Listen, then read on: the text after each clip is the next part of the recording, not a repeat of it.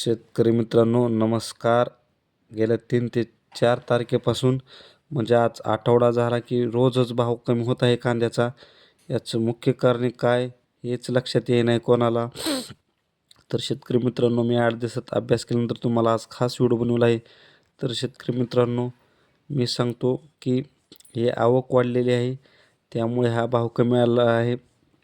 व बांगलादेशला जे आयात घेतली आहे बांगलादेशनं त्याचा कांदाही जास्त प्रमाणात जो पोचायचा तो पोचत नाही. त्यामुळे इकडं आवक वाढून इथं भारतातच म्हणजे शेतकरी मित्रांचा माल खपवावा लागतोय. याच्यामुळे भावात अत्यंत कमी इथं आले आहे. या चालू भावामध्ये शेतकऱ्यांना काही कांदा परवडत नाही विक्रीसाठी. पण शेतकरी मित्रांनो भाव कधी वाढणार यासाठी मी तुम्हाला आता सांगतो. तर शेतकरी मित्रांनो भाव कमी होण्याचं कारण म्हणजे सप्टेंबर महिन्या एंडपर्यंत म्हणजे 15-20 सप्टेंबरपर्यंत पावसाचा जोर कमी झाला होता.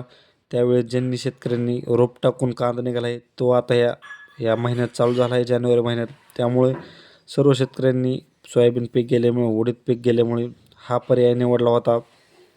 त्यामुळे शेतकरी मित्रांनो हा भावात अत्यंत आवक वाढली आहे. त्या आवकीचा परिणाम हा मार्केटचं पुढे जितकी मागणी नाही त्यामुळे मागणीच्या दुप्पट माल सध्या प्रत्येक बाजार समितीमध्ये कांद्याच्या वाढत आहे. त्यामुळे शेतकरी मित्रांनो अजून कमीत कमी 15 दिवस म्हणजे नाताळानंतर भावामध्ये वाढ होण्यास सुरुवात होईल. पण तरी पण भाव जरी वाढला तरी 25-30च्या पुढे जाणार नाही शेतकरी मित्रांनो. कारण त्यानंतर 15 ते 20 फेब्रुवारीपासून फुरसुंगी कांदा मार्केटमध्ये येणार आहे. ज्या शेतकऱ्यांनी फुरसुंगी कांद्याची लागवड केली त्यांचं एकरी 450, 500, 400च्या पुढेच एकरामध्ये गोण्या निघतात. त्यामुळे त्यांची 1-2 म्हणजे शेतकऱ्यांचं आवक अचानक त्यांची वाढणार आहे. आता सध्या लाल कांद्याला 150, 200, 250पर्यंत गोण्या निघत आहेत. त्याचं फुरसुंगी कांद्यामध्ये दुप्पट उत्पन्न वाढणार आहे. त्यामुळे शेतकरी मित्रांनो त्यानंतरही भाव कमीच राहणार आहे.